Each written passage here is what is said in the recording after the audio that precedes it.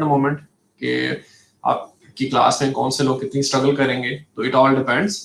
तो you guys just need to do as much as possible, जितना आप लोग कर सकते हैं. Okay, time to get started.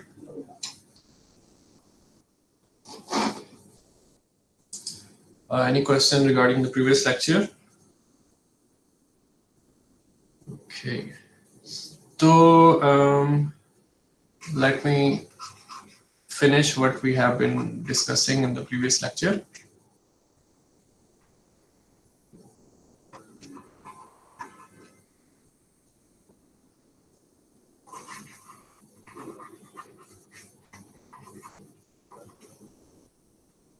तो पिछले लेक्चर में हम लोगों ने दो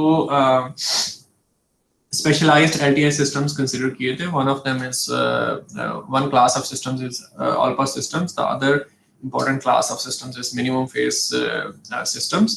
और अभी जो मैं लिख रहा हूँ कि all pass / minimum phase decomposition, so it has a very specific meaning. And what is that meaning? तो हमारे पास एक algebraic equation है जिसके जरिए हम इन सब चीजों को relate कर सकते हैं. मैं कह रहा हूँ कि given any LTI system जिसका कोई भी सिस्टम फंक्शन है h of z, और कंडीशन क्या है कि जो LTI सिस्टम है तो उसका जो सिस्टम फंक्शन है it should B rational. Rational h of z का मतलब ये कि ऐसा h of z है जिसमें न्यूमरेटर भी है डिनोमिनेटर भी है. वैसे तो इन स्पेशल केसेस इनके denominator having denominator is not important, तो क्योंकि जो इंटीजर 2 है तो उसको भी आप रैशनल नंबर कहते हैं क्योंकि 2 को आप 2/1 लिख सकते हैं. तो integers are also rational numbers. तो यानी ऐसे रैशनल नंबर्स भी हैं जिनमें डिनोमिनेटर जो है इट इज 1. तो यानी इसका मतलब ये है कि ये जो बी इक्वेशन है तो it does not only applies to IR systems, it also applies to FIR systems as well. तो हम कह रहे हैं कि कोई भी रैशनल h of z है तो आप उसको स्प्लिट कर सकते हैं, डिकम्पोज कर सकते हैं इनटू 2 सब सिस्टम्स. एक सब सिस्टम जो है उसको हम कह रहे हैं कि ऑल पास कंपोनेंट है, और जो दूसरा सब सिस्टम है तो उसको हम कह रहे हैं कि that is the minimum phase sub system. ठीक है, तो maybe I should write this down as well. तो ये थोड़ा सा रिकैप होगा पिछले लेक्चर का. ऑल पास है और फिर ये जो सिस्टम है ये मिनिमम फेज है. तो by definition that tells us कि जो h of z है अगर आपने ये डिकम्पोजिशन कर ली है, if you end up having this decomposition, तो दैट मींस के by definition जो h of z है तो that is non minimum phase, क्योंकि अगर वो पहले ही minimum phase system होता तो ये decomposition नहीं हो सकती थी. तो h of z जो है definitely it was a non minimum phase system, that's why you ended up decomposing it into a minimum phase system and all pass system. तो what is the आप कह लें कि one liner definition for all pass systems अगर हम बताना चाहें तो हम कहेंगे all pass systems वो हैं कि जिसमें जो फ्रीक्वेंसी रिस्पांस है h e to j omega, जब आप z को e to j omega substitute करते हैं तो उसका मैग्नीट्यूड लें. फ्रीक्वेंसी रिस्पांस का magnitude means magnitude response. Magnitude response is 1. तो such systems are all pass systems. और मिनिमम फेज सिस्टम्स कौन से हैं? They are all those systems जिनके all zeros and all poles they are inside the unit circle. One more thing कि अगर किसी भी वक्त आपको मेरी आवाज नहीं आए तो you have to let me know in advance. फौरन आपने मुझे बताना है so that I can do some preventive measures. मेरे पास तो इंटरनेट कनेक्शंस हैं तो I can toggle between them. Okay, तो फिर नॉन मिनिमम फेज सिस्टम्स को आप किस तरह से डिफाइन करेंगे? अगर आपने मिनिमम फेज सिस्टम को डिफाइन कर दिया तो आप कहेंगे कि it is one such system जिसमें एटलीस्ट 1 0 और 1 पोल is outside unit circle. So definitions are important in the sense that they will help you for your objective part in the final exam. तो non minimum phase systems कौन से हैं? जिनमें at least एक zero जो है या एक पोल जो है वो यूनिट सर्कल से बाहर है. क्योंकि कोई एक जीरो या पोल जो है यूनिट सर्कल से बाहर होता है, that's why there is a need occasionally to decompose this system into 2 systems, subsystems जो कि ऑल पास और मिनिमम फेज है. तो ऑल पास सिस्टम जो है kind of takes those zeros which are outside the unit circle, और फिर when you make the magnitude response equal to 1, तो आपको additional pole introduce करवाने पड़ते हैं. तो वो poles कहाँ पे होते हैं? They are inside the unit circle. तो जिसकी वजह से फिर आपके पास minimum phase system जो है उसमें कुछ ऐसे zeros आ जाते हैं which are at the conjugate reciprocal location of the zeros which are outside the unit circle. So statement might be long, it might be dense and heavy. So that's why you guys are supposed to pay attention, and it also helps कि आप जो है वो text book को consult करें every once in a while. Okay, तो हम maybe we just go straight to the example जो हम पिछली दफा डिस्कस कर रहे थे. तो उसमें 2 पार्ट्स थे, तो let's discuss the second part. और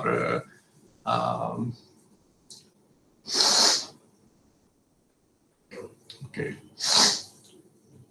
तो हम एक एग्जांपल टेक्स्ट बुक से बोरो करके पिछली दफा डिस्कस कर रहे थे. तो उसमें हम we were given 2 non minimum phase systems. तो एक सिस्टम के लिए तो हमने मिनिमम फेज और डिकम्पोजिशन लिखी थी, दूसरे सिस्टम के लिए हम लिखना चाह रहे थे and then we were out of time. तो let's do that again and once we are done with this फिर हम जो हमारा नेक्स्ट टॉपिक है ऑफ द डे उसकी तरफ हम मूव करेंगे.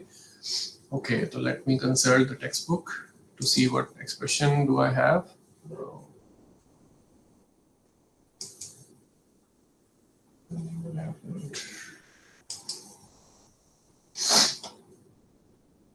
Okay. 1 plus 3 by 2 e to j pi by 4. 45 degree के एंगल्स पे हमारे पास दो zeros हैं which are at conjugate locations of each other, and then we have a pole at 1 by 3.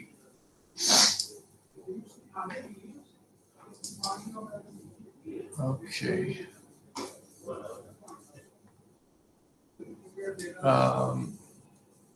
1 plus 3 pi by 2 e to j pi by 4 z inverse. तो ये आपके पास एक zero है, क्योंकि ये कॉम्प्लेक्स जीरो है तो उसका एक कॉन्जुगेट जो है वो पेयर आपको बनाना होगा. तो दैट मीन्स के सेम रेडियस पे लेकिन आपने एंगल जो है उसको कॉन्जुगेट करना है.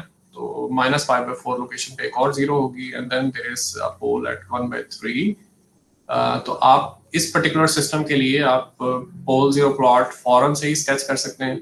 और ये आपका यूनिट सर्कल है, और सबसे पहले अगर आप पोल बनाना चाहें तो there is a pole at 1/3. तो 1/3 पे पोल है, और उसके बाद आपके पास 3/2 कितना होता है? 1.5. तो हाफ नहीं 1.5 रेडियस पे आपके पास एक जीरो है एट व्हाट एंगल? π/4. तो 45 डिग्री के एंगल पे आपके पास एक जीरो है 1.5 रेडियस पे. तो एक जीरो आपके पास यहाँ है, तो आपके पास एक और कॉन्जुगेट लोकेशन पे एक जीरो और होनी चाहिए. तो 1.5 रेडियस बट -π/4 एंगल पे एक जीरो और होगी. तो that's the pole zero plot for your H2 of Z. तो ऑफ कोर्स हमें क्या पता चल रहा है कि जो H2 of Z है, क्योंकि उसकी दो जीरोस जो हैं यूनिट सर्कल से बाहर है, तो it's a non minimum phase system. तो ऑफ कोर्स हमें इसकी जो डिकम्पोजिशन है into a minimum phase system, ठीक है, और एन अल्फा सिस्टम, तो वो हमें चाहिए. तो वो हम कैसे करेंगे? Recall our strategy from the previous lecture. तो इसमें टोटल दो जीरोस है, एक पोल है. जो पोल है that is inside the unit circle.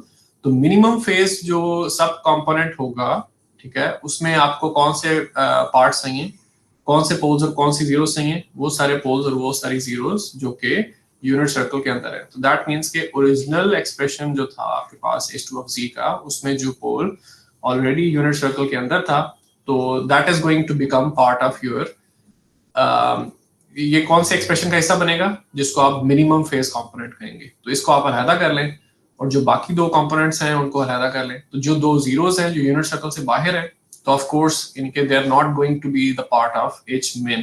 तो वो H min का हिस्सा नहीं होंगी, बल्कि वो HAP का हिस्सा होंगी. लेकिन उसमें भी ये मामला है कि HAP जो है, जो अल्फा सिस्टम का जो फ्रीक्वेंसी रिस्पांस या सिस्टम फंक्शन है, उसकी जो स्टैंडर्डाइज्ड नोटेशन है वो अगर आप लिख लें तो that will always be helpful. What is that notation? Z inverse minus A conjugate divided by 1 minus A ji inverse. कि अगर आपके पास आपने एक ऑल पास सिस्टम बनाना है तो उसमें अगर पोल जो है वो लोकेशन ए पे है तो जीरो कौन सी लोकेशन पे होनी चाहिए, ए conjugate.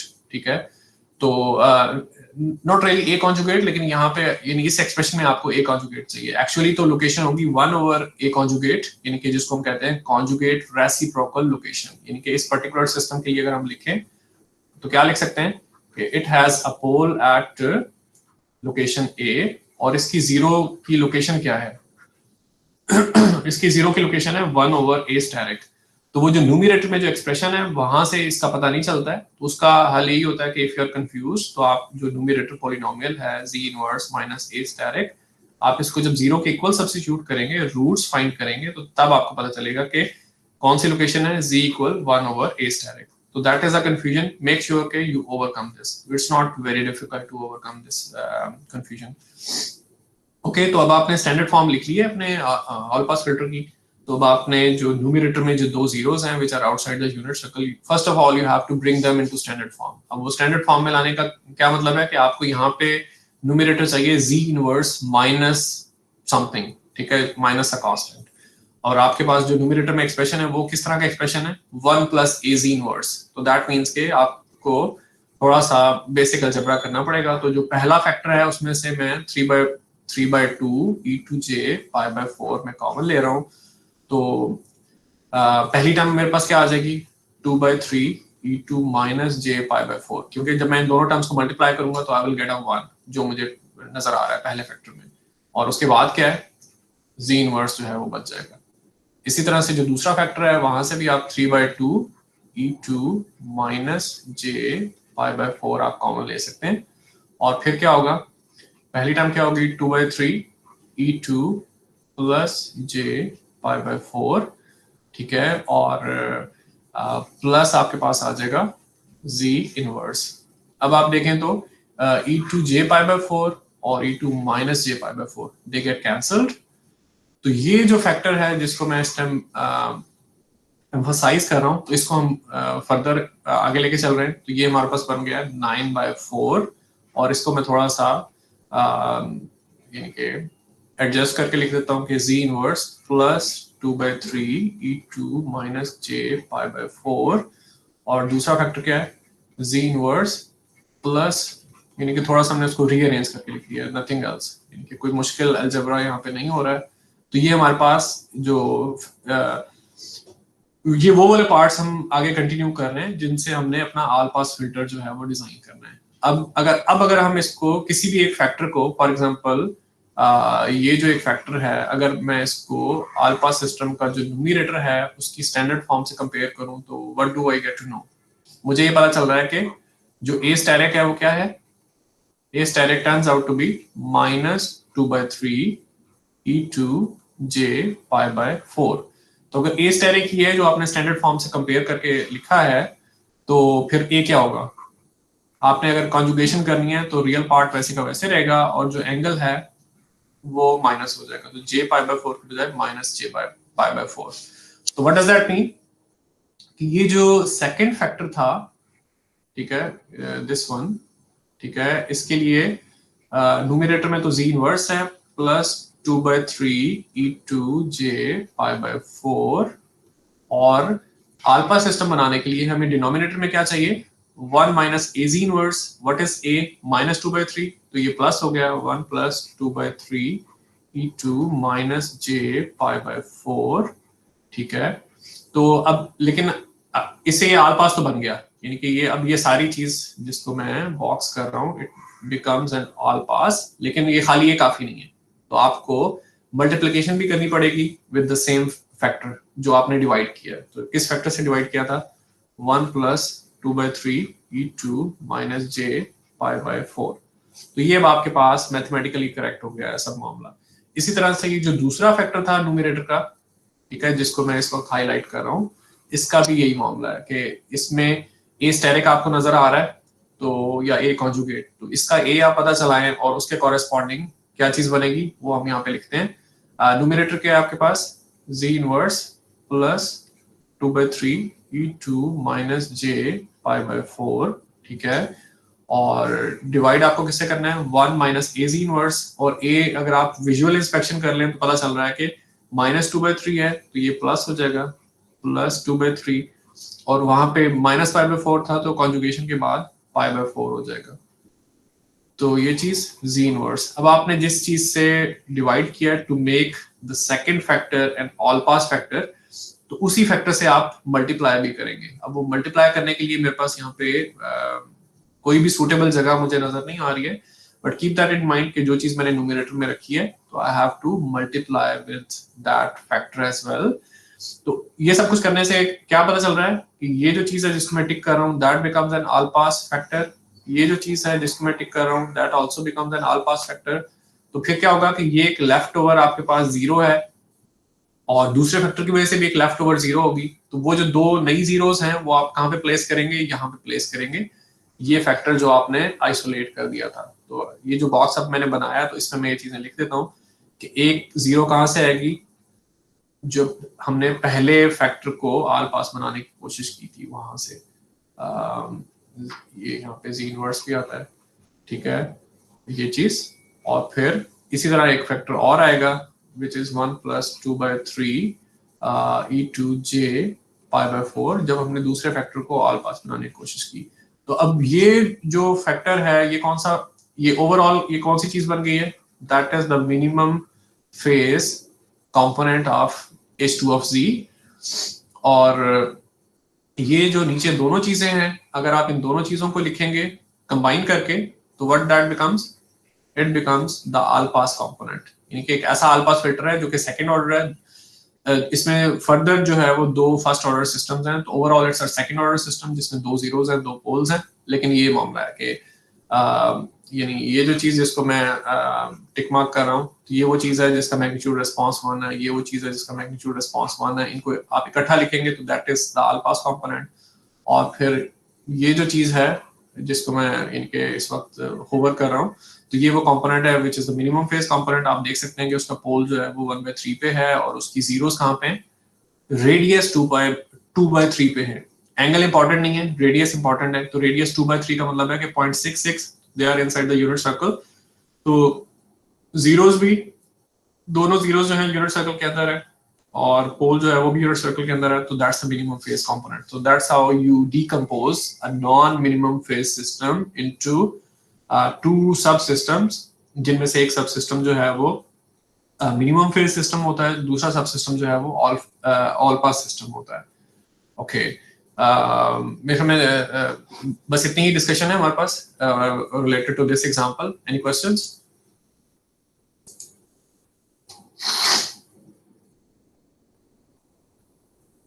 Sir all pass system की डेफिनेशन एक दफा फिर बता दें। ऑल पास सिस्टम वही है, देखें, हम कहेंगे कि कोई भी सिस्टम है, सबस्क्रिप्ट तो एपी ऑफ जी हमने लिखा हुआ है ताकि हमें पता हो कि ऑल पास सिस्टम है। कोई भी रैशनल एच ऑफ जी जो है, इट इज ऑल पास, ठीक है। कौन सी कंडीशन है, एक ही कंडीशन है, if H AP of G magnitude turns out to be equal to 1। तो यही एक आपके पास रूल ऑफ थंब है इन जनरल। यानी कि फर्ज किया कि मैं यहाँ पे कोई भी मुख्तलिफ एक्सप्रेशन लिख देता हूँ। मैं कहता हूँ कि 1 plus 2z inverse divided by 1 minus 3z inverse, एक कैंडिडेट सिस्टम ये है। इसी तरह से एक कैंडिडेट सिस्टम मेरे पास है z square plus 2z plus 1 divided by z cube plus z plus 1। इसी तरह से मैं कोई और सिस्टम लिख देता हूँ, 1 plus z inverse plus z minus 2। फिर मैं आपसे कहता हूँ कि बताएं कि इनमें से कौन सा सिस्टम ऑल पास है, कौन सा नहीं है, ठीक है। या एक सिस्टम में और भी लिख देता हूँ, h all pass z which is z inverse minus 2 divided by 1 minus 2 z inverse. तो और मैं आपसे पूछ रहा हूँ कि इन चारों सिस्टम की एग्जामिनेशन करें और मुझे बताएं कि आपके पास है कि नहीं। तो इसमें आप कह लें कि देयर इज नो शॉर्टकट, ठीक है। आपको लिटरली इन सब सिस्टम्स का मैग्नीट्यूड रिस्पांस जो है वो पता चलाना पड़ेगा। इनके हर सिस्टम के लिए आप मैग्नीट्यूड रिस्पांस पता चलाएं, फिर turns out to be constant, तो फिर आपके पास ऑल पास सिस्टम होगा, वरना नहीं होगा। अब इसमें शॉर्टकट कब आता है, वो तब है कि कई दफा जब आपको अपना जो ऑल पास सिस्टम है वो स्टैंडर्ड फॉर्म में मिलता है, मतलब ये कि जी inverse minus A conjugate divided by यहाँ पे 1 है 1 माइनस ए जी इनवर्स। अगर आपको इस फॉर्म में नजर आता है तो आप फौरन जो है वो ऑल पास डिक्लेयर कर देंगे। जैसे जो सबसे लास्ट में जो मैंने सिस्टम लिखा है तो that turns out to be all pass system, क्योंकि वो स्टैंडर्ड फॉर्म से बिल्कुल मैच कर रहा है कि 1 माइनस 2 जी इनवर्स, तो 2 इज योर ए, और न्यूमरेटर में क्या है जी इनवर्स माइनस ए कॉन्जुगेट, क्योंकि रियल नंबर था तो उसको कॉन्जुगेट भी वही है, तो ये ऑल पास है। अगर मैं न्यूमरेटर में एकदम से 2 के बजाय 4 लिख दूं तो फिर ऑल पास नहीं है। तो एक चीज तो ये कि आप स्टैंडर्ड फॉर्म से कंपेयर कर सकते हैं अपने ऑल पास सिस्टम को, ठीक है। दूसरा फिर काम ये होगा कि दैट्स अ लेबोरियस प्रोसेस, वो यही है कि आप लिटरली मैग्नीट्यूड जो है वो पता चलाएं और फिर देखें कि मैग्नीट्यूड जो है वो 1 है कि नहीं। और जब आप मैग्नीट्यूड पता चलाएंगे तो then you have to be cautious कि even though you guys are engineering students but still यानी जो इसमें मैथमेटिकल जो आप कह लें जो एल्जेब्रिक डेरिवेशन है वो आपको केयरफुली करनी पड़ती है। उसमें यह है कि मैग्नीट्यूड आप जब ले रहे हैं तो आपको जहन में रखना है कि जो जीज हैं दे आर कॉम्प्लेक्स नंबर्स। अगर आपको जी भूल रहा है कि वो कॉम्प्लेक्स नंबर है तो फौरन जो है वो e2 माइनस जे ओमेगा सब्स्टिट्यूशन करें, 1 प्लस 2 e2 माइनस जे ओमेगा, e2 जे ओमेगा है लेकिन जी इनवर्स है तो e2 माइनस जे ओमेगा हो जाएगा 1 माइनस 3 e2 माइनस जे ओमेगा। और अब ये आपके पास किस तरह की फॉर्म नजर आ गई है, ये थोड़ी सी फेमिलियर फॉर्म है कि जिसमें न्यूमरेटर में भी एक कॉम्प्लेक्स नंबर है, डिनोमिनेटर में भी एक कॉम्प्लेक्स नंबर है। तो किसी भी कॉम्प्लेक्स नंबर c का जब आपने मैग्नीट्यूड लेना होता है तो क्या करना होता है, c is a complex number, real part imaginary part, c का मैग्नीट्यूड क्या है रियल पार्ट का स्क्वायर प्लस इमेजिनरी पार्ट का स्क्वायर और अंडर रूट। और अगर आप चाह रहे हैं कि अल्फा सिस्टम हो तो आप चाह रहे हैं कि मैग्नीट्यूड जो है वो 1 भी हो। तो अब ये जो जैसे पहले सिस्टम के लिए हमने न्यूमरेटर डिनोमिनेटर लिखा हुआ है तो न्यूमरेटर में भी कॉम्प्लेक्स नंबर है, डिनोमिनेटर में भी कॉम्प्लेक्स नंबर है। तो जो कॉम्प्लेक्स नंबर्स जब डिवाइड हो रहे होते हैं तो कॉम्प्लेक्स नंबर्स का जो अलजबरा है वो आप कह लें कि वो हमें इतना आसानी से याद नहीं रहता जितना हमें लीनियर नंबर्स का जो है रियल नंबर्स का अलजबरा हमें याद रहता है। तो उसमें रूल ऑफ थंब क्या होता है कि ये जो इस तरह की चीज है तो recall from your calculus classes कि अगर आपको कॉम्प्लेक्स नंबर्स की रेशियो गिवन हो तो आप कैसे सॉल्व करेंगे, आप जैसे भी चीजें रीअरेंज करेंगे लेकिन इवेंचुअली आप चाहेंगे कि जो आप एक्सप्रेशन लिखें तो उसमें रियल पार्ट अलहदा कर लें और प्लस जे टाइम्स जो है वो इमेजिनरी पार्ट जो है वो अलहदा कर लें। उसका मतलब है कि अभी आपके पास पोलर नोटेशन है तो आप किसी तरह से कार्टेशियन नोटेशन में चीजों को लेके आए। तो उसमें वो हमारे पास रूल्स होते थे कि अगर आपके पास इस तरह की सिचुएशन है 2e2 माइनस जे ओमेगा, ये जो हमने सिस्टम लिखा हुआ है 1 माइनस 3e2 माइनस जे ओमेगा, तो आप मल्टीप्लाई डिवाइड कैसे करते थे, जो डिनोमिनेटर का मेरे ख्याल में जो कॉन्जुगेट होता था उससे। This is what I remember from my वेग मेमोरीज। तो जब आप ये मल्टीप्लिकेशन वगैरह करेंगे तो डिनोमिनेटर जो है it will become a real number, तो आपके पास न्यूमरेटर में कॉम्प्लेक्स नंबर रह जाएगा। तो फिर न्यूमरेटर जो है उसमें आप real part imaginary part separate करेंगे, फिर वो रियल पार्ट का स्क्वायर इमेजिनरी पार्ट का स्क्वायर स्क्वायर रूट, और फिर आपको पता चलेगा कि अल्फा सिस्टम है कि नहीं। तो या स्टैंडर्ड फॉर्म में हो तो फिर आप इजीली पता चला सकते हैं, otherwise you have to do it in a laborious way. Okay, कोई और क्वेश्चन है तो do let me know, otherwise I will move forward.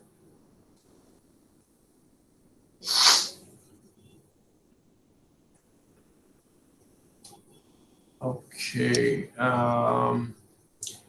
Right, तो जब हम ऑल पास सिस्टम्स को डिस्कस कर रहे थे तो we are a bit lagging behind, लेकिन hopefully will be able to make it.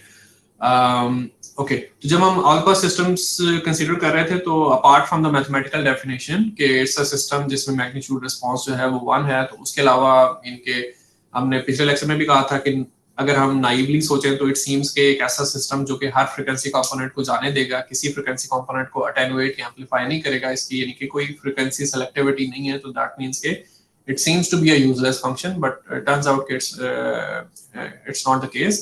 तो हमने क्या कहा था कि जो ऑल पास सिस्टम्स हैं इवन दो कि उनका मैग्नीट्यूड रिस्पांस जो है इट इज फ्लैट, ठीक है, विद रिस्पेक्ट टू फ्रीक्वेंसी, लेकिन उसका जो फेज रिस्पांस है it is kind of non trivial. तो फेज रिस्पांस कई दफा आप डिजाइन कर सकते हैं in a way to compensate for the phase distortion caused by some other system. क्या मतलब है कि आपने कोई भी अपना यूजफुल सिस्टम बनाया था एच ऑफ जी, वो कोई भी यानी कि किसी भी तरह की फिल्टरिंग कर रहा था या कुछ और कर रहा था, उस जो भी HFZ आपने बनाया था तो उसका मैग्नीट्यूड रिस्पॉन्स आपको पसंद था, लेकिन उसका जो फेज रिस्पॉन्स था it turned out to be something undesirable. वो किस तरह का फेज रिस्पॉन्स होगा जो अनडिजायरेबल है, जो हम काफी दफा कह चुके हैं अब तक पिछले लेक्चर्स में। तो हर ऐसा HFZ जिसका फेज रिस्पॉन्स जो है इट इज नॉन लीनियर, तो दैट इज नॉट डिजायरेबल। क्यों? क्योंकि it will cause a situation जिसमें इनपुट के फ्रीक्वेंसी कंपोनेंट जो हैं वो डिफरेंट डिलेस के बाद जो है वो आउटपुट पे आएंगे। तो अगर लीनियर फेज हो तो सारे फ्रीक्वेंसी कंपोनेंट एक ही जितने डिले के बाद जो है वो आउटपुट पे पहुंचते हैं। तो दैट्स द थिंग। तो अगर आपका कोई HFZ ऐसा है जिसमें बाकी जो मैग्नीट्यूड रिस्पॉन्स है वो वही है जो आप चाह रहे हैं, लेकिन फेज रिस्पॉन्स मसला कर रहा है, तो फिर आप जो है वो अल्फा सिस्टम्स को यूटिलाइज कर सकते हैं। और अल्फा सिस्टम्स कैसा अल्फा सिस्टम आप बनाएंगे कि उसका जो फेज रिस्पॉन्स है that will be the inverse of the phase response of your own your original HFZ। तो जिसकी वजह से जो नेट इफेक्ट होगा तो वो ये होगा कि आपके पास जो फेज जो नेट फेज रिस्पॉन्स है तो it will become a linear function of omega. So let me see. So we do have an example related to that. Let me see how should I do it. Okay.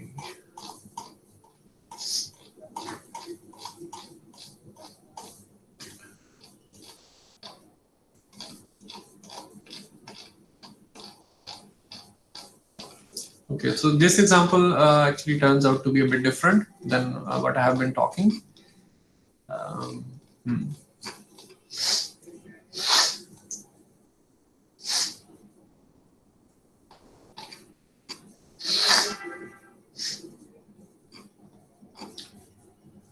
Okay, anyway, maybe हम इसको quickly जो है वो इस example को go through कर सकते हैं. Okay, so let me make a block diagram here.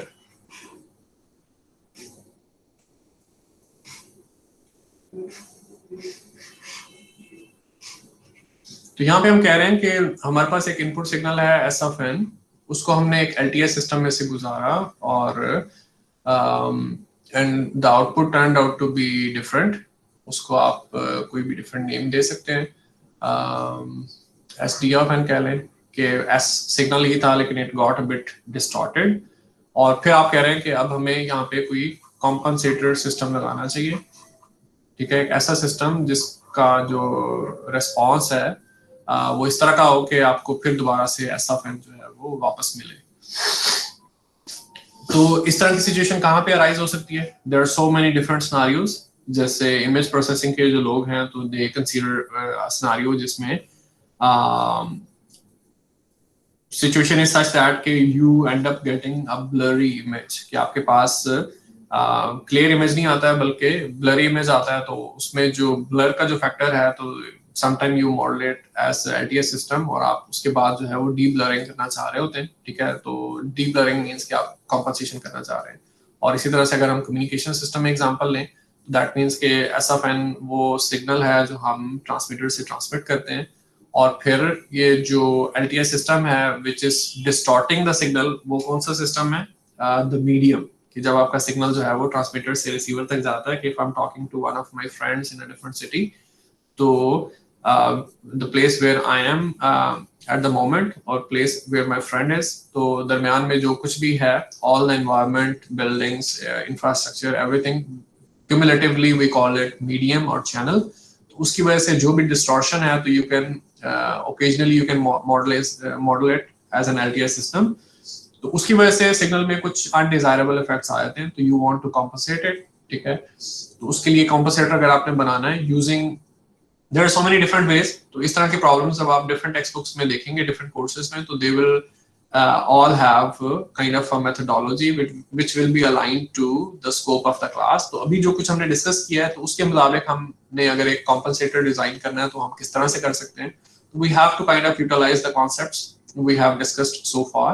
तो वो क्या चीज है कि अगर आपके पास जो LTS सिस्टम था जो चीजों को डिस्टॉर्ट कर रहा था, तो उसका जो फ्रीक्वेंसी रिस्पांस के सिस्टम फंक्शन है इफ दैट इज HDFZ, ठीक है, तो मोस्ट लाइकली ये होगा कि ये जो HDFZ होगा तो that will be a non minimum phase system.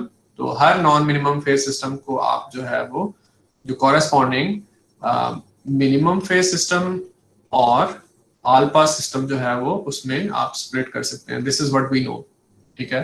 और फिर आप कहें कि अब जो मैंने कॉम्पनसेटर बनाना है उसका जो सिस्टम फंक्शन है, उसका जो फ्रीक्वेंसी रिस्पांस है, let me call it HCFZ, ठीक है।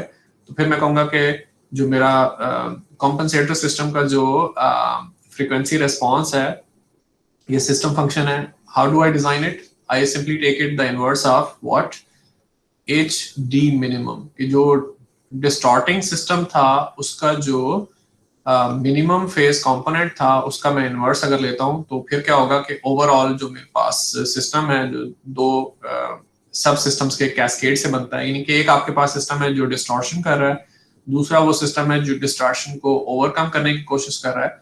तो ओवरऑल जो मैग्नीट्यूड रिस्पांस है या फ्रॉम इनपुट टू आउटपुट, ठीक है, तो that will be the cascade of the two LTS systems. मतलब क्या है कि आपके पास दो LTS सिस्टम्स यहाँ पे कैस्केड में लगे हुए हैं जिन्हें मैं सर्कल कर रहा हूँ, ठीक है। तो अगर एक मैं कहता हूँ कि ये जो दो LTS सिस्टम कैस्केड में है, मैं इनको कंबाइन करके एक नया LTS सिस्टम बना रहा हूँ कि ऐसा सिस्टम जिसकी इनपुट भी ऐसा फैन है, आउटपुट भी ऐसा फैन है, और ये जो LTS सिस्टम है इसका जो सिस्टम फंक्शन है या फ्रीक्वेंसी रिस्पॉन्स है, आई कॉल इट GFZ। तो उस GFZ के बारे में हम क्या चीज जानते हैं from chapter 2 of the text book. हमने कहा था कि चैप्टर 2 में हमने लर्न किया था कि जब दो LTS सिस्टम्स को आप कैस्केड में करते हैं तो उनके individual impulse responses they get convolved, और उनके इंडिविजुअल जो फ्रीक्वेंसी रिस्पॉन्सेज हैं, ये सिस्टम फंक्शंस हैं, तो दे गेट मल्टीप्लाइड। तो अब ये कौन से दो सब सिस्टम्स हैं? पहला सब सिस्टम है जिसका फ्रीक्वेंसी रिस्पॉन्स जो है HDFZ है, दूसरा सब सिस्टम है जिसका फ्रीक्वेंसी रिस्पॉन्स क्या है, HCFZ। तो अब HDFZ जो है उसकी जो रिप्रेजेंटेशन है जब आपने उसकी स्प्लिटिंग की मिनिमम फेज में और ऑल पास में, वो आप लिख सकते हैं। और इसी तरह से HCFZ उसका जो एक्सप्रेशन है जिस तरह से आपने उसको डिजाइन किया तो वो आप लिख सकते हैं। तो व्हाट डू यू सी कि आपके पास कैंसिलेशन हो जाती है और इवेंचुअली आपके पास क्या चीज बचती है, HAPFZ। तो व्हाट डज दैट मीन कि अभी जो पर्टिकुलर सिनेरियो हमने डिस्कस किया है उसमें हमने ये कहा है कि देयर आर ओकेजन जिसमें आपका जो डिजायरेबल सिग्नल है it passes through an unknown environment, एक ऐसी चीज जो आपके कंट्रोल में नहीं होती। इमेज प्रोसेसिंग के केस में जो ब्लर आ रहा है और कम्युनिकेशन के केस में जो मीडियम है, एनवायरनमेंट है या इंफ्रास्ट्रक्चर है, तो that is something which is beyond our control. तो उसकी वजह से आपको कुछ ना कुछ डिस्टॉर्शन आपको मिल रही होती है अपने इमेज में या अपने सिग्नल में। तो you want to overcome that distortion. तो उसके लिए जो डिस्टॉर्टिंग सिस्टम है, जिस सिस्टम ने मसला किया है, तो अगर आपको उसका सिस्टम फंक्शन पता हो तो फिर आप उसकी ऑल पास और मिनिमम फेज में डीकम्पोजिशन कर लेते हैं, और जो आपका कॉम्पनसेटर सिस्टम है उसका फ्रीक्वेंसी रिस्पांस या उसका सिस्टम फंक्शन कैसे डिजाइन करते हैं कि जो ओरिजिनल डिस्टॉर्टिंग सिस्टम था उसकी जब आपने स्प्लिटिंग की तो उसमें से जो मिनिमम फेज कंपोनेंट था वो उठाएं, उसका इनवर्स लें, तो that will be the system function for your compensator system. और इसमें हम देख रहे हैं कि जब हम अलजेब्रा करते हैं तो ओवरऑल जो आपके पास सिस्टम आता है तो उसका जो फ्रीक्वेंसी रिस्पांस है it turns out to be an all pass system. तो दैट मींस कि it is one such compensator जिसमें आपने मैग्नीट्यूड डिस्टॉर्शन को जो है वो कॉम्पनसेट किया, बाकी चीजें आपने नहीं की है। तो let me first show you the plots, उसके बाद लेट मी सी कि हमने बाकी डिस्कशन करनी है या नहीं करनी। ओके,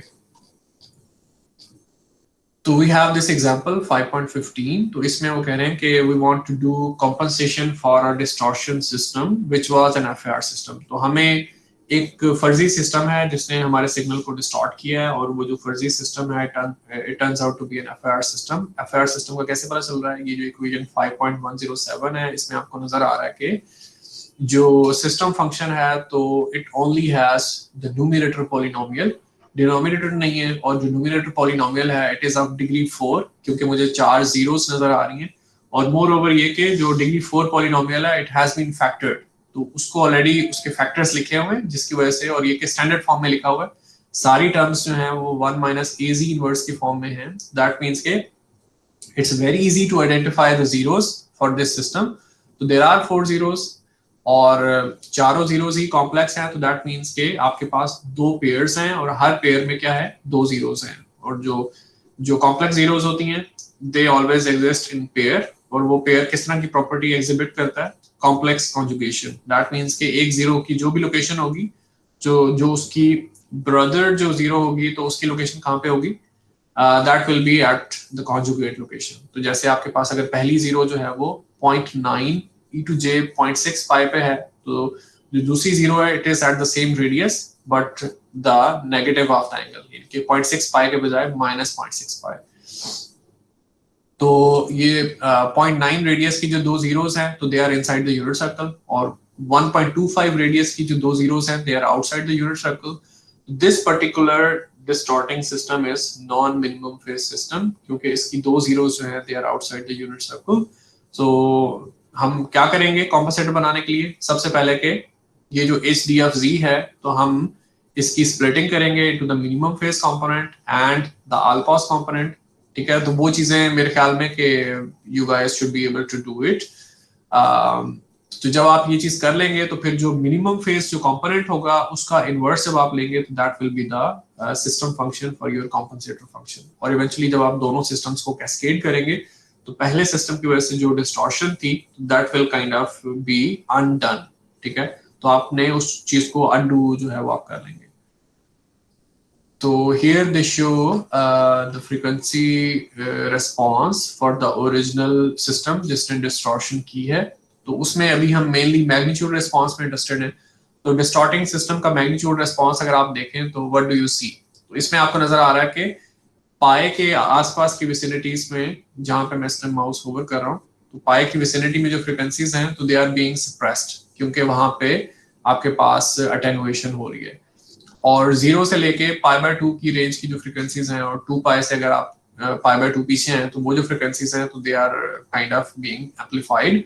तो रफली ये एक ऐसा डिस्टॉर्टिंग सिस्टम है which acts like a low pass filter, जिसने π/2 तक या उससे थोड़ा आगे की फ्रीक्वेंसीज जाने दी हैं, और फिर जो है पाई के विसिनिटीज में जो फ्रीक्वेंसीज हैं वो ब्लॉक कर दी है। तो अब जो हमारा कंपनसेटर सिस्टम होगा तो उसका जो मैग्नीट्यूड रिस्पांस है that should be the opposite of the magnitude response for this distorting system, so that के जो ओवरऑल रिस्पांस है it turns out to be overall magnitude response, it turns out to be an all pass response. That means के कोई frequency component बिला वजह attenuate ना हो या एम्पलीफाई ना हो। तो इनके रिमेंबर के अब जिस डिस्कशन में हम आ चुके हैं चैप्टर 5 में, तो यहाँ पे बहुत सारे आप कह लें कि स्पेशलाइज्ड सिस्टम्स हैं। Every system comes with its own properties, और जीरोस और पोल्स जो हैं आप कह लें कि they have so many different kinds of impact depending upon the scenario, कि जब एक जीरो है तो उसका आइसोलेशन में इम्पैक्ट हम जानते हैं, एक पोल का आइसोलेशन में इम्पैक्ट हम जानते हैं। लेकिन जब ऐसे सिस्टम्स आ जाते हैं जिसमें मल्टीपल जीरोस हों, मल्टीपल पोल्स हों, तो उस टाइम जो उनका इम्पैक्ट है, तो to make statement about that you have to be careful. तो यानी कि और अभी थोड़ी देर पहले जो हम कह रहे थे कि ऑल पास सिस्टम जो हैं उनके जरिए आप जो है फ्रीक्वेंसी फेज रिस्पांस की कॉम्पनसेशन कर सकते हैं। तो उससे रिलेटेड एग्जांपल हमने नहीं किए। तो अभी जो एग्जांपल हम कर रहे हैं तो उसमें सोल जो आपके पास एजेंडा है वो ये है कि एक डिस्टॉर्टिंग सिस्टम है, उसने आपके सिग्नल को डिस्टॉर्ट किया विद रिस्पेक्ट टू मैग्नीट्यूड। मतलब क्या है कि सिग्नल के जो फ्रीक्वेंसी कंपोनेंट्स हैं कुछ सप्रेस हो गए हैं और कुछ एम्पलीफाई हो गए हैं, तो दैट वाज अनडिजायरेबल फिनोमेना। ठीक है, तो हम उसको अनडू करने की कोशिश कर रहे हैं। तो there are kind of different research problems, और हर एक की डिफरेंट मेथोडोलॉजी है। तो अभी हम एक स्पेसिफिक चीज पे हैं जिसमें एक डिस्टॉर्टिंग सिस्टम ने आपके फ्रीक्वेंसी सिलेक्टिविटी करके आपके सिग्नल के फ्रीक्वेंसी कंपोनेंट्स जो हैं कुछ को अटेनुएट कर दिया, कुछ को एम्पलीफाई कर दिया। तो आप जो कॉम्पनसेटर बना रहे हैं उसका सिर्फ और सिर्फ एक ही पर्पस है, और वो ये कि जो डिस्टॉर्टिंग सिस्टम का जो मैग्नीट्यूड रिस्पांस था तो आप उसका अपोजिट मैग्नीट्यूड रिस्पांस ड्रॉ करें, सो दैट के जो आपके पास नेट इफेक्ट हो तो वो ऑल पास सिस्टम का हो। तो यानी कि इवेंचुअली जब आप अपने कॉम्पनसेटर सिस्टम को कैस्केड में लगाएंगे विद द डिस्टॉर्टिंग सिस्टम, तो नेट सिस्टम को जो मैग्नीट्यूड रिस्पांस है तो that will look like the magnitude response of all pass system. कि जिसमें the curve is flat, तो सारी frequencies जो हैं they go through the cascaded system at unchanged, unaltered or unattenuated. मेरे ख्याल में maybe that's it. तो हम we should move to the next topic. यहाँ पे एक कह लें कि इस एग्जाम्पल में एक डिस्कशन मौजूद है, maybe I should talk a bit about that. वो ये कि इक्वेशन 5107 में हमारे पास ये जो डिस्टॉर्टिंग सिस्टम है, इसका फ्रीक्वेंसी रिस्पांस या इसका सिस्टम फंक्शन गिवन है. तो because it's a non minimum phase system, क्योंकि इसकी दो जीरोस जो हैं they are outside the unit circle, तो अगर आप इसकी डीकंपोजिशन करेंगे into a minimum phase system and into an alpha system, तो आई होप कि by now you guys are very capable of doing that, क्योंकि इसमें जो दो जीरोस हैं जो यूनिट सर्कल के अंदर हैं, तो इससे आपका कौन सा कंपोनेंट बनेगा, जो मिनिमम फेज कंपोनेंट है. और वो जो दो जीरोस जो आपकी यूनिट सर्कल से बाहर हैं, तो सबसे पहले आप उनको रीराइट करेंगे इनटू द स्टैंडर्ड फॉर्म, यानी कि ये जो नीचे वाले दो फैक्टर्स हैं इनमें से आप 1.25 e⁻ j0.8 पाई और दूसरे फैक्टर से 1.25 e⁻ j0.8 पाई कॉमन लेंगे, तो जिसके बाद it will turn out to be in standard form. तो जब स्टैंडर्ड फॉर्म में आ जाएगा तो फिर आपने इसको ऑल पास बनाने के लिए क्या करना है, you have to divide it with a factor जिसमें पोल कौन सी लोकेशन पे होगा, लोकेशन ए पे होगा, जबकि स्टैंडर्ड फॉर्म में जो आपके पास फैक्टर्स हैं उसमें आपको ए स्टेरिक मिलेगा. तो जब आप डिवीजन करेंगे विद योर डिजायरेबल फैक्टर, तो आपको मल्टीप्लिकेशन भी करनी पड़ेगी. तो मल्टीप्लिकेशन के बाद जो न्यूमरेटर वाले फैक्टर्स हैं तो वो मिनिमम फेज कंपोनेंट का हिस्सा बन जाएंगे, और ये जो आपके पास स्टैंडर्ड फॉर्म में जब आपके पास न्यूमरेटर्स को आप डिनोमिनेटर से डिवाइड करेंगे तो that will become your all pass component. तो जब आपके पास HD की डीकंपोजिशन आ जाएगी इनटू टू सब सिस्टम, जिनमें से एक मिनिमम फेज कंपोनेंट है, दूसरे वाला ऑल पास सब सिस्टम है. तो जो मिनिमम फेज वाला सब सिस्टम है उसको जब आप इन्वर्ट करेंगे तो वो आपका जो कंपनसेटर जो दूसरा LTI सिस्टम है, तो वो उसका सिस्टम फंक्शन बनेगा. तो ओवरऑल जब दोनों सिस्टम्स को आप कैस्केड में लगाएंगे तो नेट जो इफेक्ट होगा सिग्नल पे वो ये कि जो you will get the same signal back at the output, क्योंकि magnitude response जो है it will be flat and it will look like an all pass filter. तो you can go through this example in more detail at home. If there are any questions, let me know.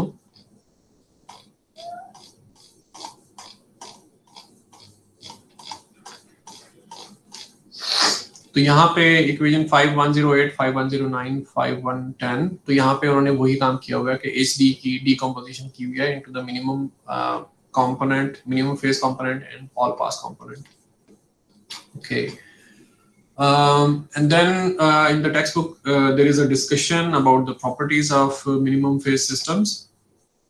तो they are also interesting, लेकिन मेरा ख्याल है कि you guys might not be able to memorize them, and also we are running out of time with respect to the course outline, so that's why I've decided to skip it. लेकिन ये जो properties हैं तो they kind of if we go through them then we are able to appreciate कि जो minimum phase systems हैं तो उसमें जो लफ्ज़ है minimum phase के, वैसे तो वो systems हैं जिनके सारे zeros और सारे poles unit circle के अंदर हैं, और ये वो सिस्टम्स हैं जो खुद भी कॉजल स्टेबल हैं, और इनका जो इन्वर्स सिस्टम है वो भी कॉजल और स्टेबल होता है.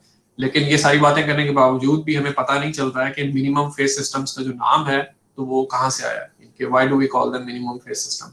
तो उसके नाम के लिए जो आप कह लें जो रूट्स हैं वो यहाँ पे बताए हुए हैं. Minimum phase systems are such systems जिनका फेज लैग जो है वो मिनिमम है, और उनका जो ग्रुप डिले है वो मिनिमम है, तो और उनकी जो पार्शियल एनर्जी है तो दैट इज आल्सो मिनिमम. तो दैट्स द रीजन जिसकी वजह से हम उन्हें मिनिमम फेज सिस्टम्स कहते हैं.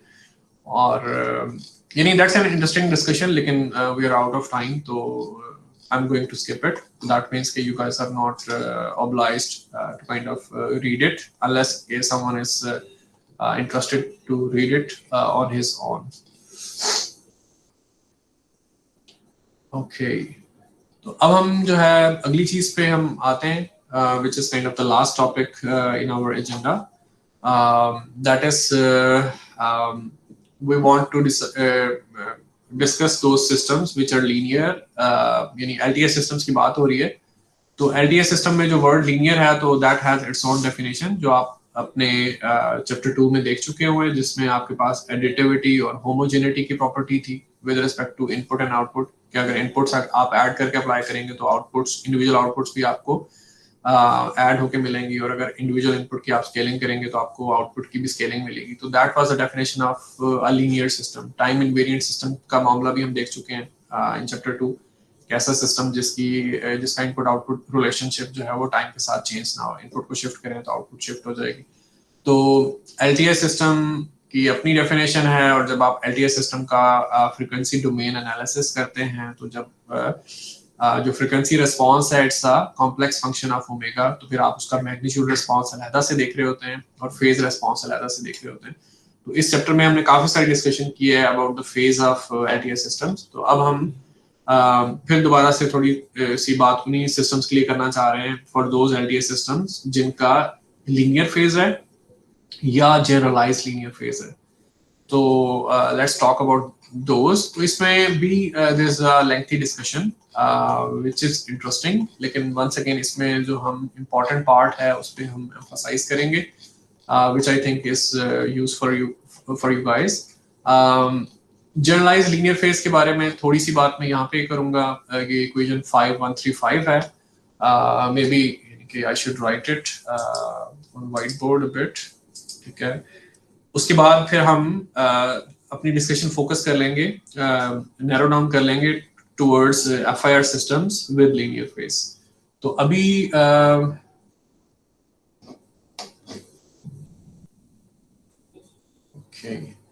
तो हम कह रहे हैं कि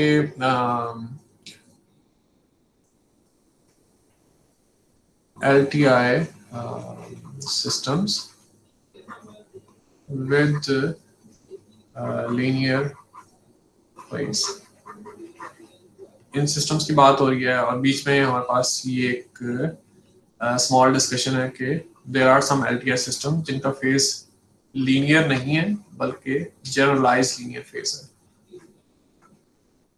तो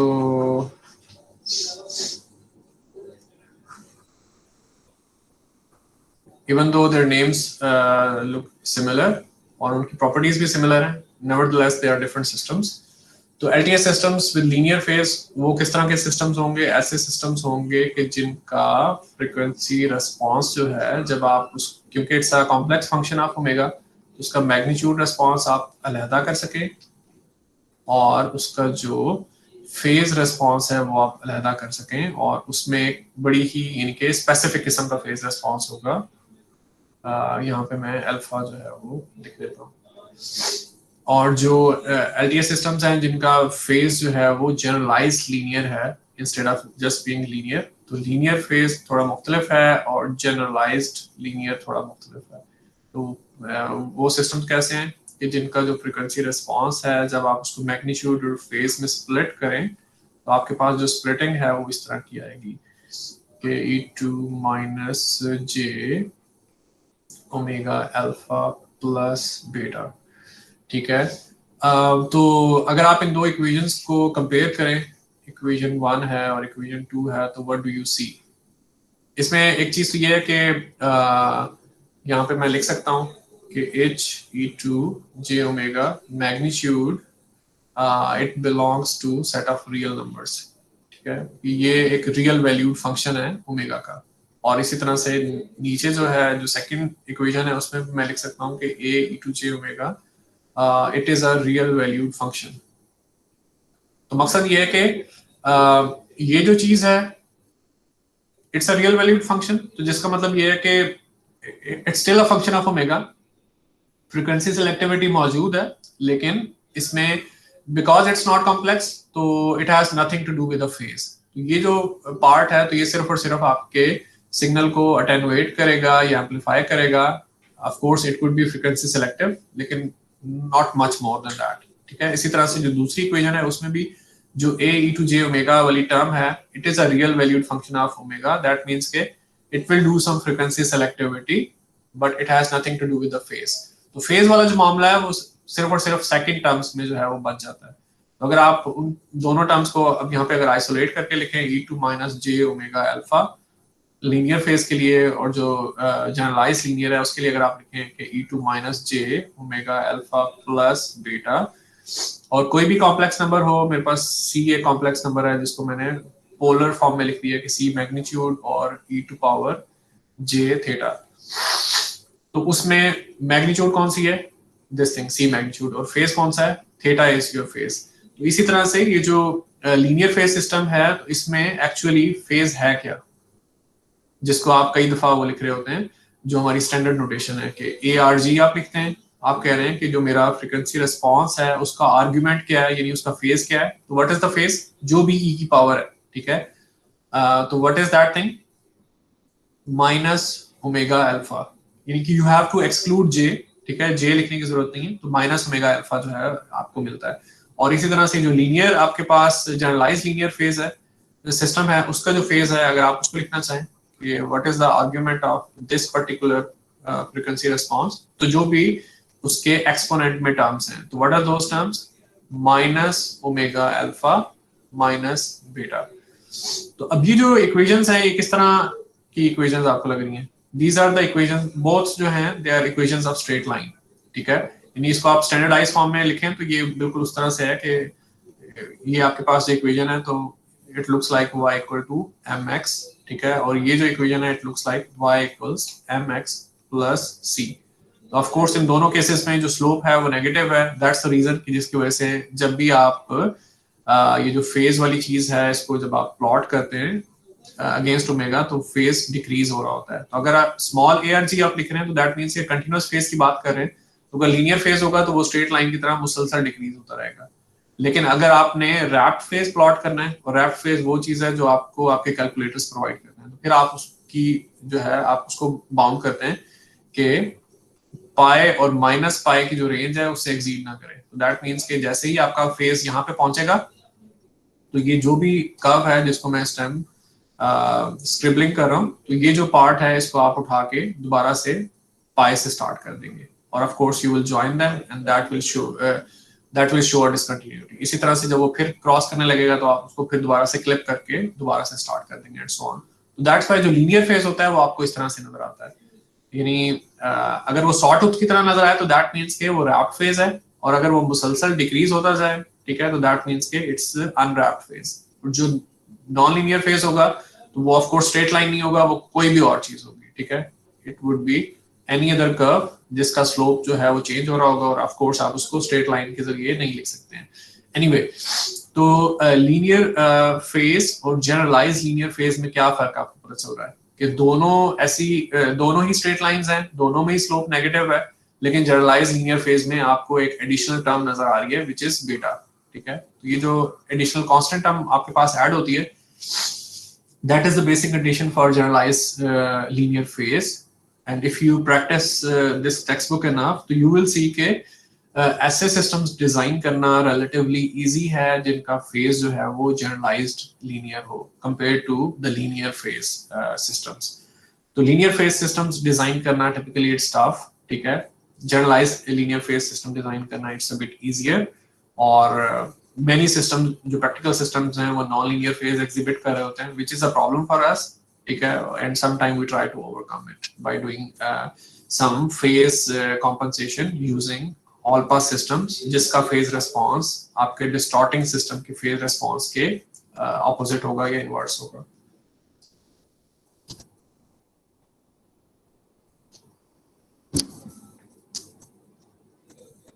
Any questions? सर जी बताएं। तो ये माइनस बीटा आप बेसिकली हमारे इंटरसेप्ट को रिप्रेजेंट करता है, अगर हम इसको जी कंपेयर करें। हाँ जी, बिल्कुल बिल्कुल ऐसे ही है। तो वो जो इंटरसेप्ट है तो that will be the value of your phase, ठीक है, एट जीरो फ्रीक्वेंसी।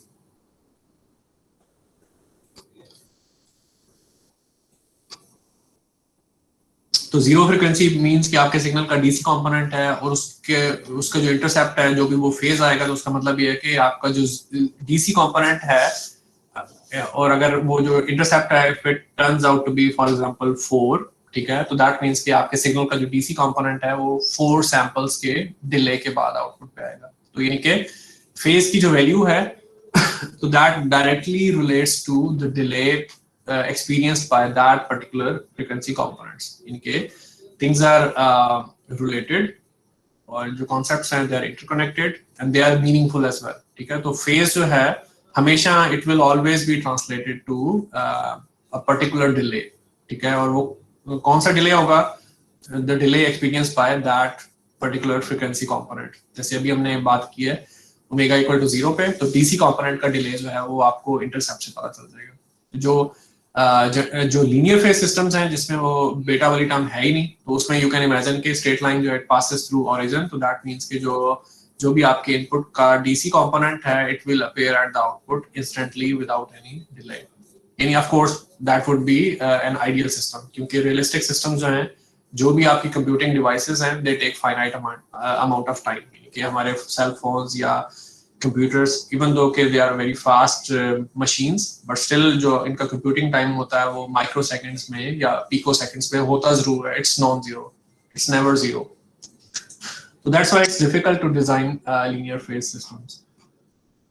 Okay, तो हम यानी कि there is lot of math, तो हम इसमें से carefully जो है वो navigate करने की कोशिश कर रहे हैं। तो यहाँ पे अब ये important चीज आती है, अब हमारी जो मेरे ख्याल में जो रिमेनिंग टाइम में जो हमारी डिस्कशन है that is about linear phase FIR systems, कि अब हम ऐसे सिस्टम्स की बात कर रहे हैं, यानी ऐसे एलटीआर सिस्टम्स की बात कर रहे हैं जिनका इम्पल्स रिस्पांस जो है वो फाइनाइट है, उसमें फाइनाइट नंबर ऑफ सैंपल्स हैं। तो this is what we mean by HFN with finite number of samples. और अगर हम कहें कि हमारा जो एफआईआर सिस्टम है that is causal as well, तो दैट मींस कि आपका जो HFN है it will begin at n equal to 0 and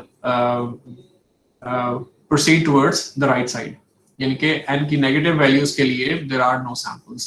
तो हम कॉजल HFN की अगर बात करें जो कि FIR भी है, और हम चाह रहे हैं कि वो लीनियर फेज भी हो, तो उसके लिए हम कंडीशंस वगैरह जो है वो देख रहे हैं।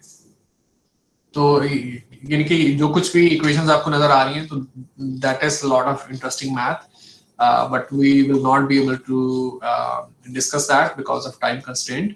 तो यहाँ पे जो plots हैं इनके whatever allows me to be discussed for an undergrad class, I'm trying to do that. तो इसमें अब ये है कि चले let me write it on the whiteboard a bit. तो अब हमारी जो remaining time के लिए जो discussion है, तो that is focused on FIR systems with linear phase. अब हम कह रहे हैं कि let's design FIR systems purposefully जिनका phase जो है वो linear हो। ठीक है, ऐसे FIR systems हम डिजाइन करते हैं जिनका phase linear है, और एक चीज और भी हम लिख लेते हैं कि those FIR systems are causal as well। ठीक है, तो it turns out कि जब हम ये अप्रोच लेके चलते हैं तो हमें ये पता चलता है कि there are 4 types of such systems। तो accordingly फिर हम उनको नाम दे देते हैं कि type 1, type 2, type 3 and type 4। तो 4 तरह के आपके पास FIR systems हैं जिनका फेज लीनियर है। ठीक है, जो पहली 2 टाइप्स हैं आप कहते हैं कि उनका जो इम्पल्स रिस्पांस है दैट इज सिमेट्रिक, और जो लास्ट 2 टाइप्स हैं उनका जो इम्पल्स रिस्पांस है यू से दैट कि उनका इम्पल्स रिस्पांस जो है it is anti symmetric. What does that mean? Symmetric का क्या मतलब है, एंटी सिमेट्रिक का क्या मतलब है? It's a mathematical condition. Symmetric में ये होगा कि जो HFN है तो उसके लिए ये इक्वेशन जो है वो होल्ड करेगी, HFN equals HFM minus n। What is m मैं आपको अभी बताता हूँ। और एंटी सिमेट्रिक जो आपके पास इम्पल्स रिस्पांस है उसमें क्या होगा, HFN equals minus HM minus n। और अब m क्या चीज है, यहाँ पे हम लिख देते हैं m is the duration of FIR sequence या FIR सिस्टम। मतलब क्या है कि ऑल दोज HFN, ये HFN जो है हम उस तरह के HFN कंसीडर कर रहे हैं जिनके सैंपल्स जो हैं वो नॉन जीरो हैं। कोई भी मैथमेटिकल एक्सप्रेशन हो सकता है। ठीक है, for what range, starting from n equal to 0 से क्यों स्टार्ट कर रहे हैं? सो दैट के हम सिर्फ कॉजल एफआईआर सिस्टम्स कंसीडर करें, ऐसे एफआईआर सिस्टम जो हम एक्चुअली लैब सेटिंग में बना सकें, क्योंकि नॉन कॉजल तो हम नहीं बना सकेंगे एटलीस्ट इन दिस वर्ल्ड, ठीक है। There might be some other world जिसमें नॉन कॉजल सिस्टम्स एग्जिस्ट करते हो, लेकिन यहाँ पे नहीं। तो हमारे यहाँ इस दुनिया में आउटपुट तभी आएगी जब आप इनपुट अप्लाई करेंगे। तो n 0 से स्टार्ट हो रहा है और कहाँ तक जा रहा है? m तक जा रहा है, और h of n is 0 everywhere else, ठीक है। तो आपके पास टोटल जो है वो m+1 जो है वो नॉन जीरो सैंपल्स हैं, बाकी हर जगह आपके सैंपल्स जो है वो 0 है।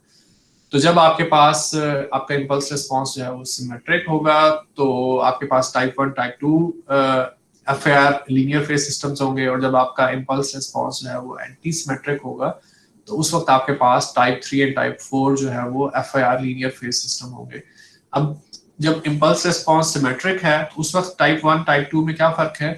तो टाइप 1 कब है? जब आपके पास जो नंबर m है दैट इज इवन, ठीक है। और टाइप 2 कब है? जब आपके पास जो नंबर m आपको गिवन है दैट इज ऑड। और टाइप 3 कब है? जब आपके पास वंस अगेन m जो है वो इवन है। और टाइप 4 कब है? जब आपके पास m जो है that is an odd number, ठीक है। तो ये हमने कुछ नई जो है वो डेफिनेशंस इंट्रोड्यूस की हैं, उसके मुताबिक हम चलते हैं। और फॉर एग्जांपल मैं आपको कहता हूँ कि लेट m इक्वल्स 4, ठीक है। Let m equal to 4 that means के m क्योंकि इवन नंबर है, तो अब मैं या टाइप 1 सिस्टम सोच सकता हूँ या फिर टाइप 3 सिस्टम सोच सकता हूँ।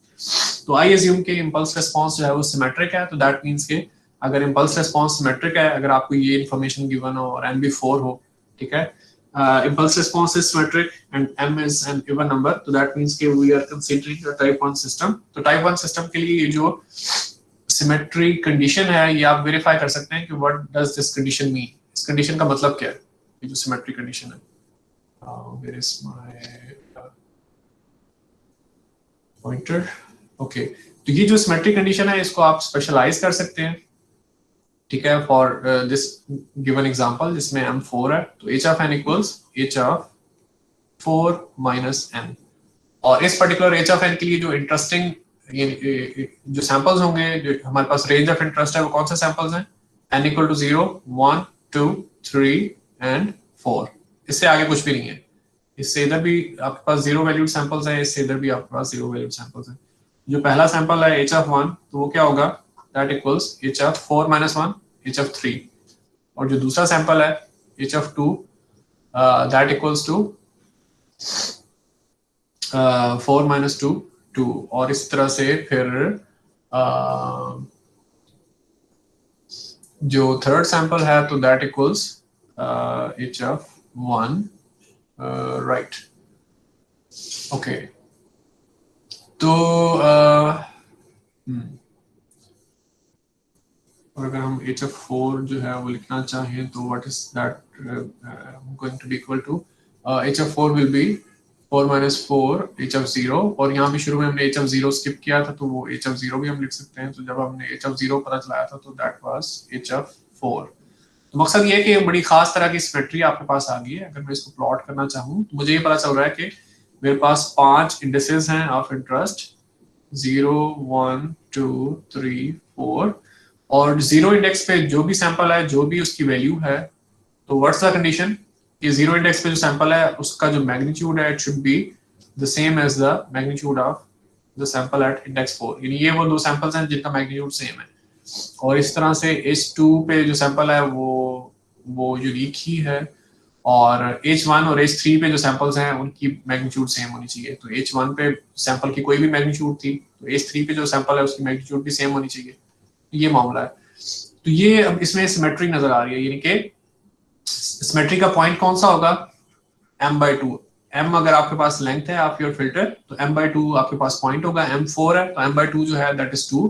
दैट मीन्स के मिडल में आपके पास आप एक लाइन ड्रॉ कर सकते हैं, और आप कह रहे हैं कि इस मिडल लाइन के लेफ्ट साइड पे और राइट साइड पे यू आर सीइंग असिमेट्री, यानी कि इधर अगर आपके पास मैग्नीट्यूड इस तरह से ड्रॉप हो रहा है, तो दूसरी तरफ भी मैग्नीट्यूड आपके पास इस तरह से ड्रॉप हो रहा है। मतलब ये कि जो आपकी मिडल लाइन है, तो उसके लेफ्ट साइड पे जो कुछ भी है अगर आप उसको फ्लिप कर देंगे टूवर्ड्स द राइट साइड तो you can get the right side. मकसद ये है कि ये ऐसे सिस्टम्स होते हैं लीनियर फेज सिस्टम्स कि उनमें खास तरह की सिमेट्री या एंटी सिमेट्री मौजूद है, तो जिसकी वजह से आपको इवन सारे कोफिशिएंट्स भी यूटिलाइज करने की जरूरत नहीं है, half of the coefficients will be enough, क्योंकि H1 जो है जो कोफिशिएंट है वो H3 की तरह ही है और H4 जो है वो H0 की तरह ही है। दैट मींस के you can do kind of some savings wherever you want to do। जब आपने इस सिस्टम को इम्प्लीमेंट करना होगा तो वहां पे आपके पास सेविंग्स आएंगी, और जब आपने फर्ज किया कि इसकी DTFT वगैरह लीनियर फेज सिस्टम्स की कंप्यूट करनी है तो वहां पे भी आपके पास सेविंग्स आएंगी। ओके, तो let's go back to the text book. तो टेक्स्ट बुक में अब ये जो कुछ प्लॉट्स हमें नजर आ रहे हैं, तो आप यूं कह लें कि that's not the ultimate thing. मतलब ये कि फॉर अ गिवन एम, तो ये आपके पास typical type 1, type 2, type 3, type 4 systems के प्लॉट्स हैं। मतलब ये कि हमेशा ऐसे नहीं होगा, यानी जो FIR सिस्टम है उसमें सैंपल्स की कोई भी वैल्यू हो सकती है और उसमें m कुछ भी हो सकता है, ठीक है। तो अगर हम आपसे एग्जाम वगैरह में type 1, type 2, type 3, type 4 systems बनाने को कहें तो definitely will specify some m और will specify the values of the coefficients as well। For example, मैं आपसे कह सकता हूँ कि FIR सिस्टम डिजाइन करें a raised to power n, ठीक है, और फिर मैं आपसे कहूँ कि m is 16, तो फिर जो आपका FIR सिस्टम होगा तो उसमें सैंपल्स जो हैं वो ग्रो कर रहे होंगे विद रिस्पेक्ट टू टाइम, ठीक है। और आपको 16 इंडिसेस की वैल्यू प्लॉट करनी होगी। लेकिन अब जो डिस्कशन हम कर चुके हुए हैं उसमें ये है कि FIR सिस्टम जिनका फेज लीनियर हो तो उनमें सिमेट्री होती है। तो जब आप a raised to power n को प्लॉट करेंगे फॉर 16 सैंपल्स तो उसमें कोई सिमेट्री आपको नजर नहीं आएगी। तो दैट इमीडिएटली टेल्स अस के h of n equals a raised to power n, ठीक है, चाहे a 0.5 हो और चाहे a जो है वो 2 हो, यानी कि चाहे ग्रोइंग एक्सपोनेंशियल हो चाहे डिक्रीजिंग एक्सपोनेंशियल हो, for whatever value of n it will not have linear phase क्योंकि उसकी सिमेट्री नहीं है अराउंड द मिड पॉइंट। और मिड पॉइंट कहाँ पे है? m/2 पे है। तो इनके these are kind of small and crisp questions जिसमें आप इजीली जो है वो बता सकते हैं कि कौन सा FIR सिस्टम जो है उसका फेस लीनियर होगा, कौन सा FIR सिस्टम का फेस नॉन लीनियर होगा। और फेस के लीनियर या नॉन लीनियर होने से क्या यानी कि हमें फर्क पड़ता है, वही चीज है कि नॉन लीनियर फेज जो है उसकी जो इम्प्लीकेशन है वो वही है कि different frequency components different delay के साथ आउटपुट में आएंगे, तो इवेंचुअली जो नॉन लीनियर फेज है तो वो आपकी जो आउटपुट है उसकी मैग्नीट्यूड को भी चेंज कर देता है। That's why non linear phase जो है वो डिजायरेबल नहीं है। तो FIR सिस्टम्स के लिए जैसे अब हमने 4 टाइप्स डिफाइन किए हैं, तो लीनियर फेज पता चलाना काफी आसान हो गया है कि आपने सिमेट्री या एंटी सिमेट्री प्रॉपर्टी जो है वो इंस्पेक्ट करनी है और इंस्पेक्शन करके ही जो है वो आप लोग फौरन पता चला सकते हैं कि सिस्टम जो है उसका फेस लीनियर है या नॉन लीनियर है। तो ये जो सबसे टॉप जो प्लॉट आपको नजर आ रहा है इस वक्त, तो उसमें आपके पास m इक्वल्स 4, ठीक है, तो m इवन नंबर है, तो m/2 जो मिड पॉइंट है वहां पे आपका सेंटर है सिमेट्री का, और आपका जो राइट साइड पे और लेफ्ट साइड पे जो सैंपल्स हैं, ठीक है, they are mirror images of each other, ठीक है। और फिर जो सेकंड प्लॉट है जो B प्लॉट है, तो दैट इज टाइप 2 सिस्टम। पहले टाइप 1 सिस्टम था, ये टाइप 2 सिस्टम है। टाइप 1 और टाइप 2 में क्या फर्क है? सिर्फ और सिर्फ ये फर्क है कि टाइप 1 में m इवन नंबर होता है और टाइप 2 में m जो है it is an odd number. तो फिर जब आप m/2 करते हैं तो m/2 turns out to B 2.5। तो 2.5 आप कह लें कि इट्स एन इंडेक्स जिसपे कोई सैंपल मौजूद नहीं है, but it does not matter here क्योंकि यहाँ पे हमें सैंपल नहीं चाहिए, हमने तो सिर्फ एक मिडिल पॉइंट देखना है जिसके अराउंड जो है वो हम सिमेट्री ऑब्जर्व कर सके। तो यहाँ पे भी आपको सिमेट्री नजर आ रही है कि जो लेफ्ट साइड पे है मिडिल पॉइंट के लेफ्ट साइड पे उसका मिरर इमेज लें तो वही आपके पास चीज राइट साइड पे आ जाती है। तो इस पर्टिकुलर केस में जो उन्होंने h of n लिया हुआ है तो that is one such h of n जिसमें सारे सैंपल्स जो हैं they are constant, but it's not important क्योंकि सैंपल्स जो हैं they could have different magnitudes. लेकिन सिमेट्री में क्या होगा, जैसे हमने देखा था कि h of n पे जो सैंपल होगा तो उसी तरह का एक सैंपल कौन सी लोकेशन पे होना चाहिए, h of m minus m। जैसे हमारे वाले एग्जांपल में जब हमने कैपिटल M को 4 लिया था तो जो पहले इंडेक्स पे जो सैंपल था उसी तरह की मैग्नीट्यूड का सैंपल आपके पास थर्ड इंडेक्स में भी था, यानी कि h1 was equal to h3। तो ये टाइप 1 हो गया और टाइप 1 और टाइप 2। अब जो टाइप 3 टाइप 4 है तो ये फिगर C और D में आपको नजर आ रहे हैं। तो those are such systems which exhibit anti-symmetry property। तो हम impulse responses देख रहे हैं FIR systems के। तो anti-symmetry का मतलब ये है कि जो भी आपके पास मिडल लाइन होगी जिसको आप कह रहे हैं कि सेंटर ऑफ सिमेट्री, ठीक है, तो उसकी लेफ्ट साइड पे जो कुछ भी होगा, तो एक तो ये कि आप उसका मिरर इमेज लेंगे राइट साइड पे, दूसरा ये कि उसका एम्पलीट्यूड जो है वो आप फ्लिप करेंगे कि अगर पॉजिटिव सैंपल होगा तो नेगेटिव सैंपल आ जाएगा राइट साइड पे, और अगर लेफ्ट साइड पे नेगेटिव वैल्यू सैंपल था तो राइट साइड पे पॉजिटिव वैल्यू सैंपल आ जाएगा ऑफ द सेम मैग्नीट्यूड। तो that is anti symmetry. Anti symmetry एक स्पेशल किस्म की सिमेट्री ही है, ठीक है, कि लेफ्ट साइड पे जो चीज जो कुछ भी है उसका अक्स आपके पास राइट साइड पे आ जाता है, लेकिन साथ में एम्पलीट्यूड जो है वो फ्लिप हो जाते हैं। तो वंस अगेन टाइप 3 और टाइप 4 सिस्टम में क्या फर्क है कि टाइप 3 सिस्टम्स में आपके पास m जो है वो इवन है, इस केस में m इक्वल्स 2, तो सिर्फ 3 ही सैंपल्स हैं, तो जो आपके पास सिमेट्री का पॉइंट बनता है तो वो m/2 यानी कि 1 पे बनता है, ठीक है। और यहाँ पे वैसे इत्तफाकन उनके पास जो सैंपल है that is zero valued sample. और जो टाइप 4 सिस्टम है उसमें क्या है कि एंटी सिमेट्री भी है, और क्या मामला है कि m जो है it is odd, m is 1, तो एक्चुअली देयर जस्ट 2 सैंपल्स। तो जो आपके पास एक्सिस है या सेंटर ऑफ सिमेट्री है तो that is at m/2 which is 0.5, ठीक है। तो उस सेंटर के लेफ्ट साइड पे जो सैंपल्स हैं उनको आप, एक तो ये कि उसका मिरर इमेज लें, दूसरा ये कि उनके एम्पलीट्यूड अगर आप फ्लिप कर दें तो आपके पास राइट साइड पे जो सैंपल्स हैं वो आ जाएंगे। तो these are 4 different types of FIR linear phase systems. तो मकसद ये है कि कॉजल FIR सिस्टम्स, ठीक है, एक तो एक FIR सिस्टम्स हमेशा स्टेबल होते हैं, यानी कि अगर आपको याद नहीं है तो you have to go back to the previous discussions. तो FIR systems by definition stable होते हैं क्योंकि उनके इंपल्स रिस्पांस में गिने चुने सैंपल्स होते हैं। फिर कॉजल हमने किस तरह से अज्यूम किया, हमने कहा कि वो FIR सिस्टम हम ले रहे हैं जो जीरो इंडेक्स से ऑनवर्ड स्टार्ट हो रहे हैं, नेगेटिव इंडिसेस के लिए उनकी वैल्यूज मौजूद नहीं है। तो ये सारी डिस्कशन उन LTS सिस्टम्स के लिए हो रही है जो FIR हैं, और FIR भी कौन से सिस्टम जो कि कॉजल और स्टेबल हैं, उनमें भी फर्दर जो है वो LTI FIR सिस्टम जो कॉजल और स्टेबल हो वो भी फर्दर लीनियर नॉन लीनियर हो सकते हैं। तो उसमें हम फेज की जो लीनियरिटी है वो पता चलाने के लिए हमने कंडीशंस बताई हैं कि अगर इंपल्स रिस्पॉन्सेज जो हैं वो सिमेट्रिक या एंटी सिमेट्रिक हो, ठीक है, अराउंड अ मिडल पॉइंट, ठीक है, व्हिच एग्जिस्ट एट m/2, तो उस केस में FIR systems linear phase systems होंगे, otherwise non linear phase system होंगे। तो अब यहाँ पे कुछ स्केचेस गिवन है, तो we are running out of time, तो मैं यहाँ पे थोड़ी सी बात इनके बारे में कर लेता हूँ। अगर मैग्नीट्यूड रिस्पॉन्स को देखें तो बेस्ड ऑन माय एक्सपीरियंस तो आई कैन टेल यू कि जो FIR सिस्टम्स हैं उनमें टिपिकली ये होता है कि उनमें पोल्स नहीं होते, और इफ देयर आर पोल्स तो वो हमेशा ओरिजिन पे होते हैं। तो अब इसी वजह से आपको ओरिजिन के आसपास यानी कि जीरो फ्रीक्वेंसी के अराउंड आपको जो है वो पीक नजर आ रही है, क्योंकि पोल्स का क्या फिनोमेना है, पोल इज रफली a band pass filter.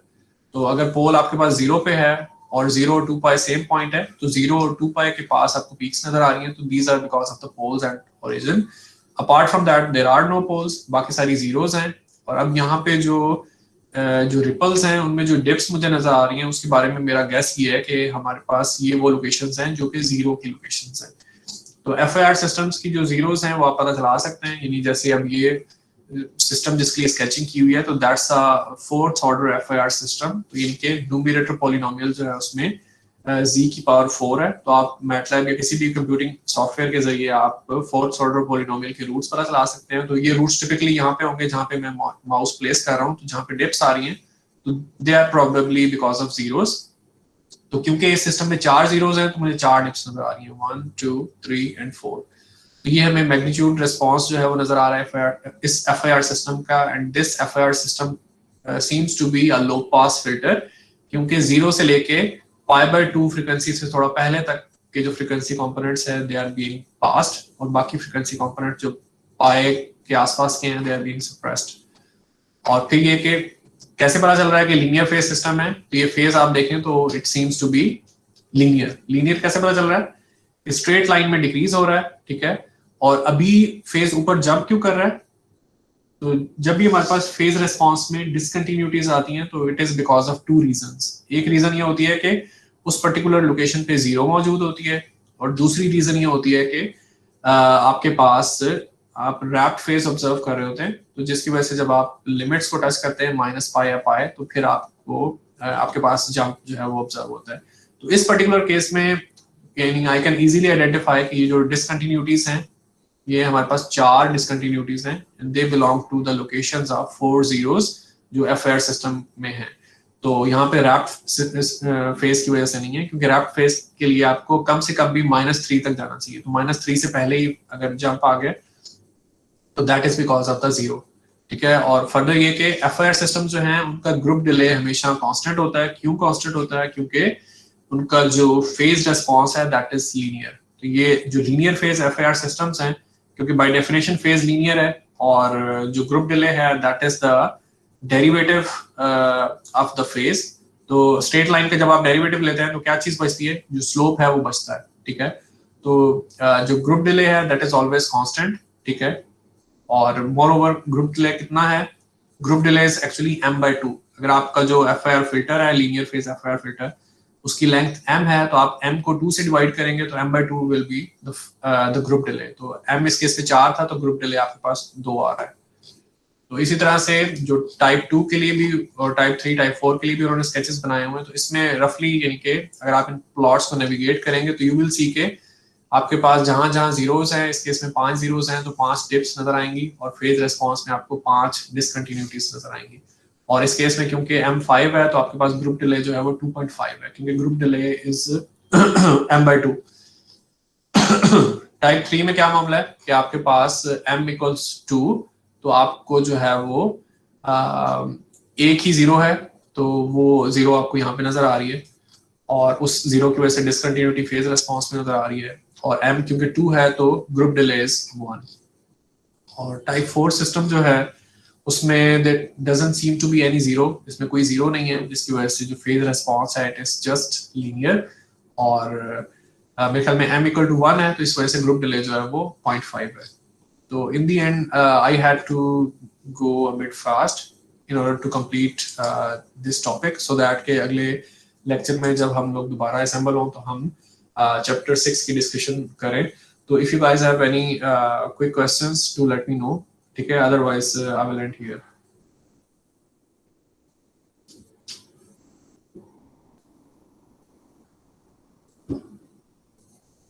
Any questions? आप लोग मौजूद हैं? Very few people are around.